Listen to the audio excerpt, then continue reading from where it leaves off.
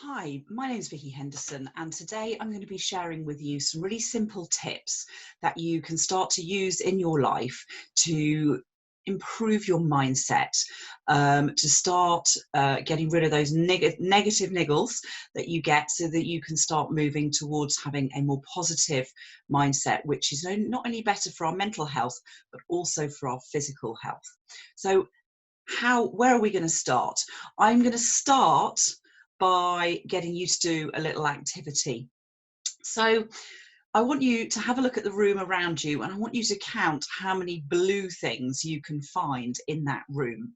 And I'm just going to give you a couple of minutes to do that, and then I'm going to get you to have a think about my next question.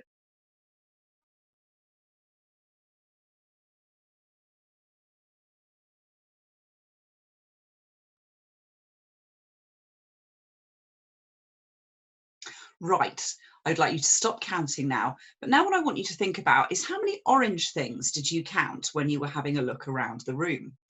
Now, I'm hoping that your answer was 0 because I didn't ask you to look for orange things. And this is something called focus. We all know what focus is in life, but actually our mind is focusing in very different ways to the way that we might expect it to. Our mind is only looking for what we're telling it to look for. So sometimes you might get really fixated on something. So a really good example was that I bought my little Fiat 500 last year, and basically I noticed overnight, once I decided to buy a Fiat 500, that the whole of Gloucestershire were driving Fiat 500s. And that was because my brain was focused on the Fiat 500. And I can tell you today that there are still an awful lot of Fiat 500s out there in Gloucestershire. And what happens is that our brain focuses on whatever it's looking for. So make sure that it's not focusing on all the negative things. What happens in life sometimes is we get completely focused on a problem so that we don't see any solutions. We get completely focused on the negative things so that we can't see any of the positive things. Now, I used to do this a lot. I used to be a very negative person. I used to have a very negative mindset. And I could tell you the negative things about everybody and everyone in life. But actually, now that I've changed my mindset, in those same things and those same people, I can see the positive things that I didn't see before. So have a think about that one. Now, the next thing to think about is that we absorb 2 million bits of information a second in our lives, and we're being bombarded by information that we see, hear, smell, taste, our feelings, what's going on in the world. And at the moment, in April 2020, this is really key for us. There's so much information coming at us, it can be really damaging to our mental health. So what does our brain do? It can't deal with all 2 million bits of information. So it filters out 134 of them. And it will filter out 134 bits of information based on our beliefs, based on what we value, so what we think is important in life. It will filter out the information based on previous experiences to us and memories. And it will also filter out information based on decisions that we've previously made. And then there's a whole load of other things that are going on in our mind at the same time that will help us develop that information. Now, that means that no two people see the world in the same way, and it's called our model of the world.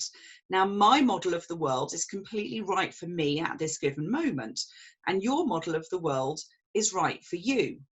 But sometimes we come into conflict with other people because how I see the world and how you see the world might be very different, and that's when we get conflict. But actually, if we can realize that what's right for me is right for me and what's right for them is right for them, there's no point in having an argument about it because you're not actually really going to achieve anything. And it's their choice to have the model of the world that they have, and it's your choice to have the model of the world that you have. And we're going to come back to that choice and responsibility a little bit later on.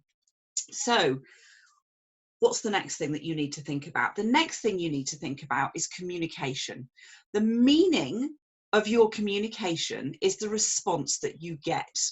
So if you were to say to somebody, you know, something that you thought was completely sensible and normal, and they come back at you and go, ah, they've interpreted the meaning of that of what you've said to be their response. Now, that might mean two things to you. The first thing is, if you're not getting a response that you expect, is the other person okay? Is that a normal response from them? And if it's not, maybe it's the time to say, are you okay? Do you want to have a chat about it? Or is everything all right? And the other thing is, maybe you need to think about how you said it and whether you need to say it in a different way to communicate what you want to communicate to that person, because again, we are all different. The next thing to think about is that the way you respond to anything is your choice. So it might not feel like your choice, but believe me, it's your choice. You can choose how you respond to things. What happens in life is we build up all sorts of experiences as we go through life. And when an event happens, our brain goes back to look at what those experiences were and the memories were and how we dealt with the similar situation the previous time. Well, that's all good and well, but if we've been angry all of our lives, the response is going to be angry. And actually, anger is not good for your mental health and it's not good for your physical health. It's very stressful on the body and it can reduce your immune system, which at the moment, we really need it to be top level. So anger is just the way you've chosen, because of previous experience, to respond. But actually, you don't have to choose anger to respond to anything. Once I learned this was an amazing revelation to me, that I could choose the way I responded. And then the last thing to remember is that the response that you get from the other person, it's not about you, it's about them. If you say to something, oh, good morning, and they go, ugh, it's not about you. Your brain will automatically go, oh God, have I said something wrong? It's not about you, it's about them. You don't know what happened to that person before you saw them and said to them, good morning, how are you? They might have had a really bad night's sleep. They might have been up all night with a sick child. They might have had an argument with their partner. They might have had a really bad journey to work that morning. They might have a relative who's really ill in hospital. You don't know what's happened to that person before you speak to them. So just remember that the response you get about them, there's obviously something going on in their lives that is making them choose to respond the way they're responding. So just remember that. Now, the next thing to think about is communication. We're communicating 100% of the time. So when you can see people, it's brilliant because you get the full communication. But when you're on the telephone, you're going to lose 55% of your communication immediately. So you're having a conversation on the telephone and your brain is going, okay, so how can I fill this 55% gap? And it's trying to do a little bit of a mind read. Now, I can tell you we're not very good at mind reading. So we tend to make things up in the space of that, and we don't always make the right thing up. Now, what gets really interesting is in the modern society, when we text and email all the time, we're not very good at picking the phone up, although I think some people have now changed that. But if you're emailing and texting, only 7% of the communication is getting across to that person. 93%, their brain's going to try and fill the gap in, and they're going to add a voice to your message, and they're going to try and work out what you were thinking and how you were standing when you sent the message. So you can see very quickly how you can get communication problems. So just think about that. Think about when you've been sending text messages and you thought you were making really good conversation, but actually something went wrong and you didn't get the answer you want. You're going to have to think about how to do all of those things, but don't let it drag you down. It's a learning process and we can learn how to do these things. But once we understand that the response on the other end is about the other person and that we can choose how to respond, life will get a little bit easier. So I'm going to give you a little technique that you can use here to help you with that. Now, there's a fantastic guy called Warren Buffett, And he is the second richest man in the world. I think he might have been knocked down to third.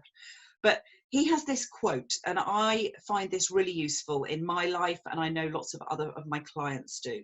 So he says, you will continue to suffer if you have an emotional reaction to everything that is said to you. True power is sitting back and observing things with logic. True power is restraint.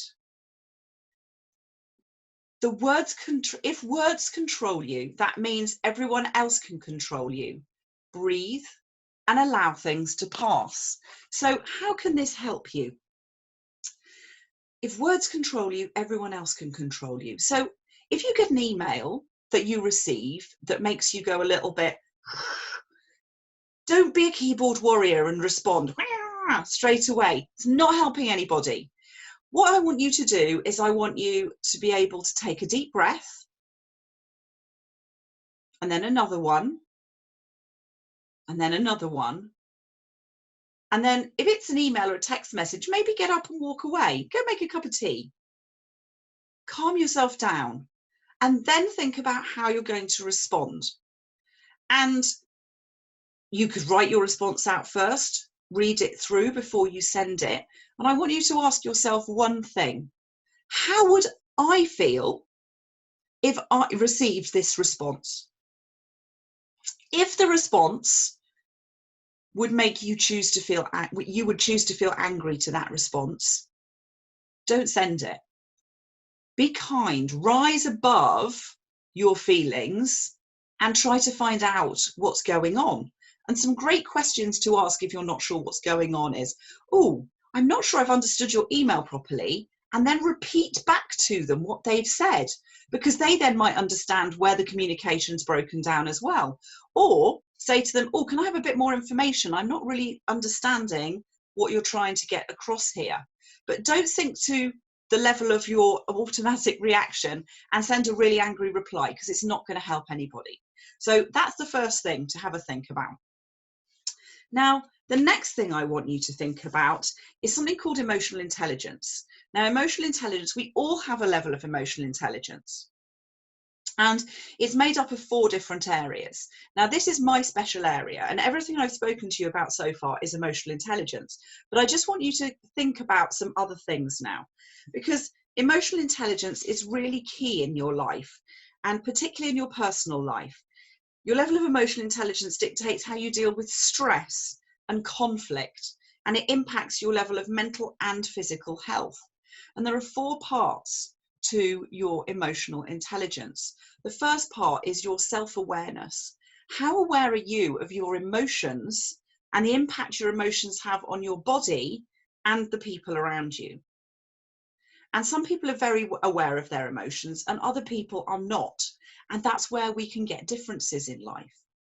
The next thing to think about is, how aware are you of other people's emotions and the impact that has on them and the impact it has on you? Now, if you're not very aware of your own emotions, it's very difficult to be aware and understand other people's emotions. If you're very, very aware of your own emotions, it's very easy to understand other people's emotions, but it's also very easy to take on all of their emotions, and you don't need to do that because that's damaging to your health. So you can be empathetic, but you don't have to suck all of their negative emotions into you. You need to be able to protect yourself against that. And the way you do that is by having really good emotional self-management.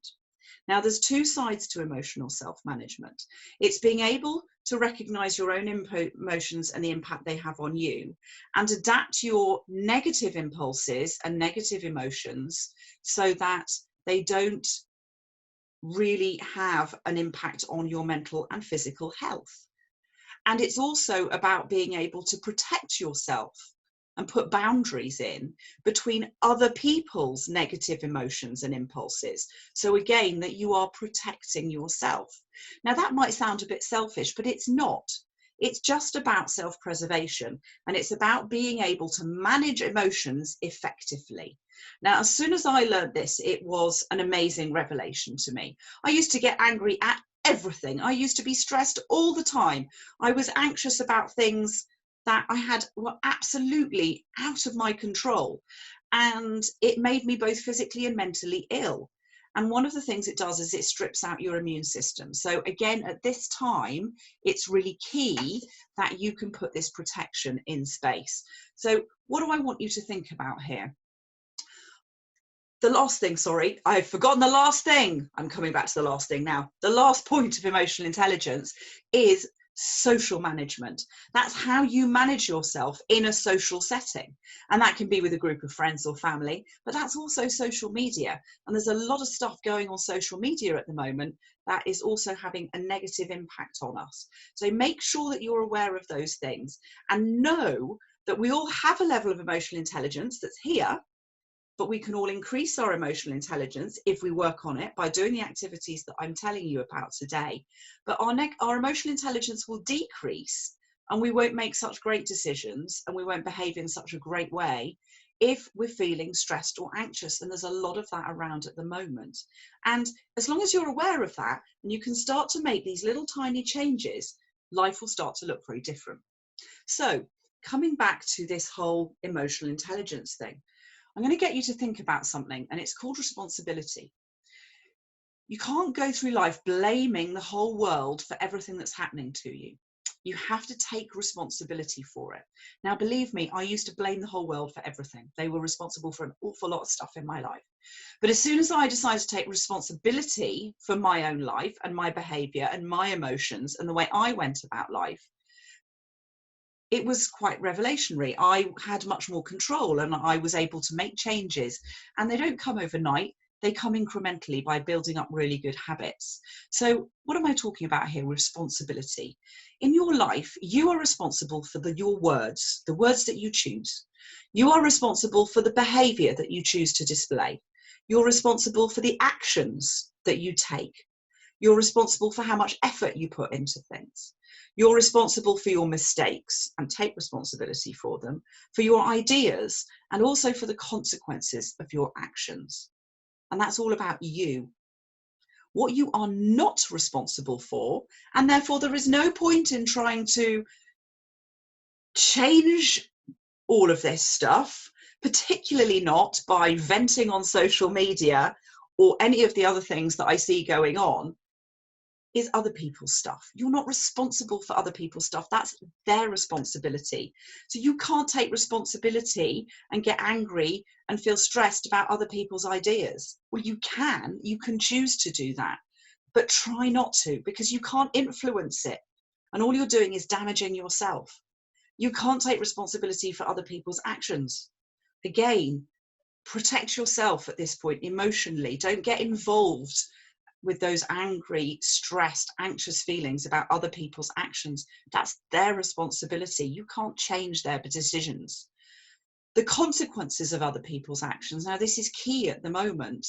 April 2020, when we're being asked to stay at home, I see so many people getting angry and stressed and anxious on Facebook because other people aren't following the rules and going out.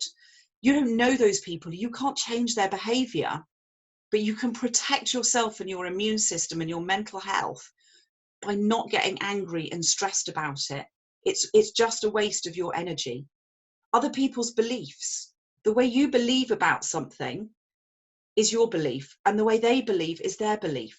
And it's their responsibility to take on that belief. It's nothing to do with you. So just leave it around. Other people's mistakes. You don't have to take responsibility for other people's mistakes. They need to man up and, sorry, that's not the right terminology. They need to step up and take responsibility themselves. And other people's words. You don't need to take responsibility for those either. And at the moment, there's a lot going on in that arena. There's a lot of words out there. There's a lot of, stuff out there. Don't take it on yourself. Protect yourself so that you can be in the best place possible. So I'm just going to come on to what I do to build up these little habits in life to protect myself going forward. Now, you might want a pen and paper handy at this point. So there's 4 things that I think about every day in my life. The first one is desire. What do I have a desire to do? And you really need to have desire to do things. And that comes back to goal setting, but we can talk about that another time because it's more active. Then I have to make a decision that I'm going to do something. So I made a decision 3.5 years ago that I was going to change my mindset, and I was going to stop my negative, toxic mindset. And I was going to change and take responsibility for my life. And then once you've got that desire and you've made that decision, there's 2 things that you need to do. You need to follow it with determination and discipline. And this is where most people fall down. They make their New Year's Eve resolutions, or they're going to lose weight before the summer, and they don't follow that through with determination and discipline. And that means every single day. If you want to make a change in your life, you've got to change your habits. And at the beginning, they'll feel clunky, and it will feel awkward, and it'll feel like a load of effort. And then it will start to feel easier. And then it just becomes part of your life and you don't even think about it. And that's in about 3 months' time. So after about a month, you're probably doing quite well, but you've got to keep going. And if you stop, hold yourself responsible for stopping and say, why? Why am I stopping? Why am I not being nice to myself? Which is one of the things I'm going to get you to think about. So the first thing I do every morning is I think of 3 things and actually write them down. Now, the reason I'm going to get you to write things down is because it's a very powerful thing. Typing is not the same. What you're doing when you're writing is you're linking your nerves, you're linking your movement, and you're linking your brain. And it's a very powerful combination. It's called neuro, psycho, motor. So it's a very powerful combination. And it means that everything that's being communicated between your brain, your hand, your nerves is really going into your system much more powerfully. So I write down 3 things I'm grateful for. Now, some people really struggle with what they're grateful for in life. But if I tell you that my friend can give a talk for about 20 minutes on what there is to be grateful for in a cup of tea, I reckon you can probably manage. So think outside the box. Let's think about that cup of tea. First of all, you're taking the mug out of the cupboard. Now, you can afford to have a cupboard on the wall, and you can afford to buy the mug that's in the cupboard. And if you look at the mug, somebody's made that mug, and you can be grateful for the fact that somebody made a mug. Because personally, I'm not a fan of a little cup, not enough space. They made a mug. Then you're going to fill your kettle up with fresh water from a tap. Somebody invented the fresh water. Be grateful for that. Somebody decided how they were going to get that fresh water into your house so you could turn a tap on. Be grateful for that. Fill up your kettle. Be grateful that you could buy the kettle. And then you're going to put your kettle on, and you're going to be grateful for the electricity that you could afford to pay for, and for the person that invented electricity and worked out how to get it to your house. And then you might pick a tea bag out and put it into your cup, and you can be grateful for the person that grew the tea and collected the tea and dried the tea and worked out how to get it from India or wherever it's come from into a small bag into your house that you bought from a supermarket that you can also be grateful for. And then you're going to go to your fridge that you can be grateful for because you can afford to buy one. And again, somebody invented the fridge. Thank them for inventing the fridge. And you're going to open the fridge and you're going to take your milk out, and you can be grateful for the cow or the oat or whatever it was that made the milk that you're putting in your tea. And you can afford to buy the milk and keep it cold. And then you're going to put it in your tea, and you're going to have an amazing cup of tea. Now, think about the little things you're grateful for in life, and every morning write down 3 of them. When you're in a state of gratitude, there's a guy called Dr. Joe Dispenza, and he says that triggers 1,200 chemical reactions in your body that will start a positive healing process when you're in a state of gratitude. So be grateful, look around you all the time. The next thing I do in the morning is I write down 3 positive things about myself, because I used to stand in the mirror and I used to go, you fat, ugly failure. And those were the nice things I said about myself. Now, as human beings, we're really critical about ourselves. We don't like ourselves a lot of the time, and we certainly don't respect ourselves because we've put bad food into our systems. We go and do things, or not, as the case may be, like exercise, and we're not necessarily very nice and very respectful to ourselves. We don't treat ourselves in a way that we would treat other people or expect to be treated by other people. So just have a think about that. So every morning, write down 3 positive things about you. And sometimes that's going to be really difficult at the beginning. I found it really challenging. Now it's fine because I am an amazing woman and I know that. But at the beginning, I didn't know that and I had to really work through it. If you can't find 3 positive things about you, why don't you ask your friends and your family to tell you positive things about you to write down? Because that's what they see in you. That's the amazing things that they see in you that you might not be able to see in yourself at the moment. The next thing you're going to write down is 3 things that you're going to do today. Now, we are like kids in our brains. We love a star chart. So what we do is we write down 3 things we're going to do in the day. And then when we do those things, we tick them off. And what we're doing there is we are instilling into ourselves something called a success habit. We said we were going to do it. We did it. We ticked it off. We said we were going to do it. We did it. We ticked it off. It's holding yourself responsible for your actions. And sometimes those 3 things might just be put a load of washing on, hang the washing out, fold the other washing up and put it away. Simple. Other days it might be something much bigger, like, you know, you want to go and have a conversation with somebody, or you want to go and, you know, you're applying for a job, or you need to speak to somebody about something. There's all sorts of stuff that's going on. So make sure you write down your 3 things every day. And then go and have a great day. Go and be grateful. Think about the good things about yourself and tick those things off your list so you feel fantastic.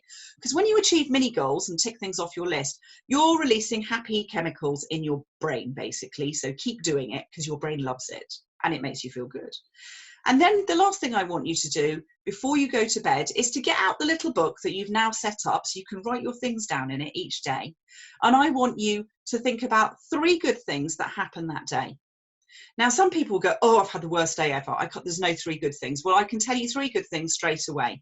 Firstly, you've got a bed to get into bed about.